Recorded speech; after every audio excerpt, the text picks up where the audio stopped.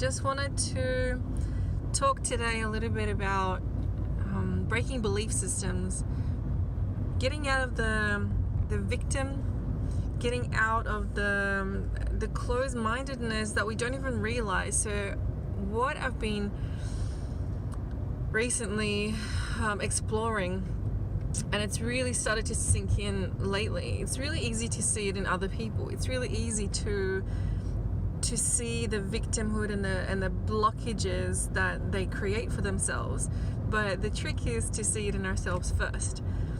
So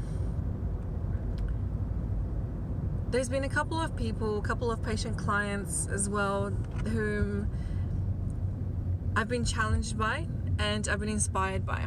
So when it comes to, for example, reaching our goals, first of all, we need to find out what the goals are, to find out what we want.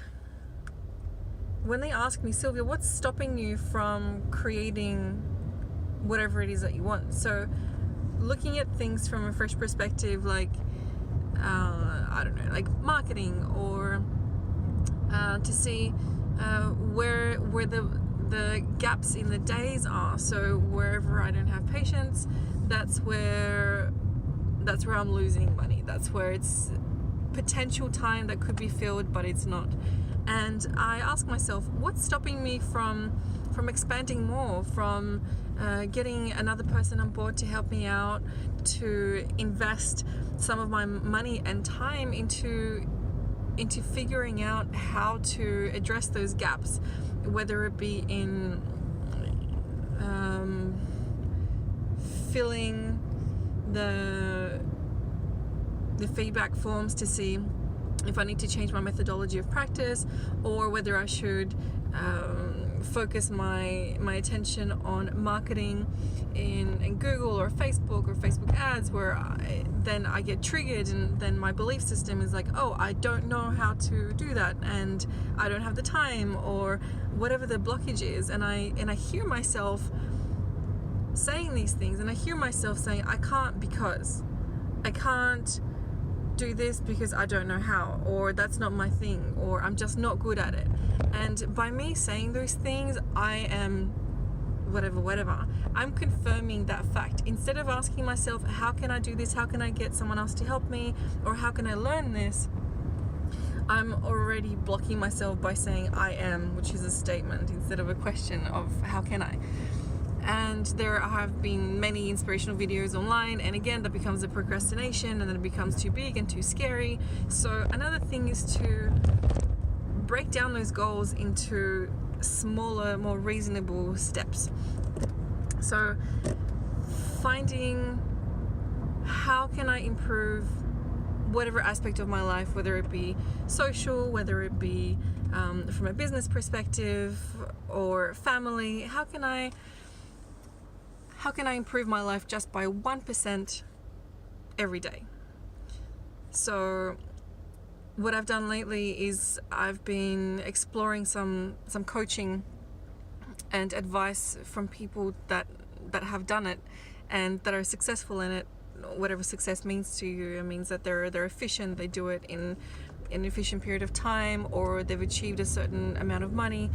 Whatever success means to you, then defining that first, and then meeting someone or seeking to meet someone who has done it before and asking them how they did it, instead of me trying to figure out the problems, or you trying to figure out the problems from the beginning when someone's already done that. They've done the hard yards. And yeah, sometimes you might have to pay for that advice, you might have to pay for that information, but that's okay, because it's an investment. It's not an expense, it's an investment. So I invite you to have an introspective view and ask yourself and listen to yourself, not just others, but ask the questions of, how can I improve my life? How can I be better a little bit every day? Rather than looking at other people's successes and being like, oh, that's too big, it's too much, or they're just lucky, or dismissing it in a particular way. Asking yourself, how is this relevant to me? and seeing how you've improved from yesterday instead of comparing yourself to who someone else is today. So that's one of the chapters from one of my inspiring people is Jordan B. Peterson. He has written a book called 12 Rules for Life, An Antidote to Chaos, and he's been very controversial but quite inspirational in some respects. So I highly recommend that book. And one of those things that has really hit home is not to compare yourself to all the other people.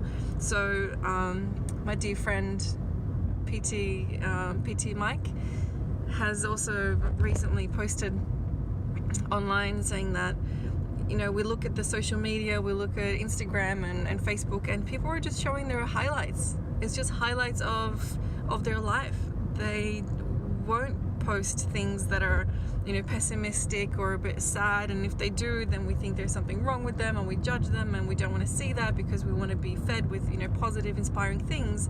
But it's also really important to acknowledge the shadow side. It's important to acknowledge the stuff that makes us feel discomfort, because discomfort is a space of growth. It's a space of resistance and a space of growth. So recognizing that our comfort bubble has a certain amount of space, whatever analogy you want to use, and to expand that space, to become better and bigger and to evolve, because we're constantly moving. If we're not evolving, we're devolving. We never stay still, right? So discomfort is necessary for growth. As long as we're clear about where we're going, what we want, then we can become comfortable and prepare for the discomfort. So what I've recently learned, the bottom line is to get out of the victimhood, to get out of the I can't because statements, change that into questions of how can I improve my life, and how has my life compared to my life yesterday and last week or last year compared to how it is now. Have I improved? Have I grown? And if not, that's okay. Just recognize that it's just a lesson and we can just move forward from there. It's good to be inspired by the people, but don't compare yourself to other people, because you'll have a bad time. You'll just be, you know, already putting yourself automatically by looking up at someone. By default, you're putting yourself down just by that comparison. So that's me for the day.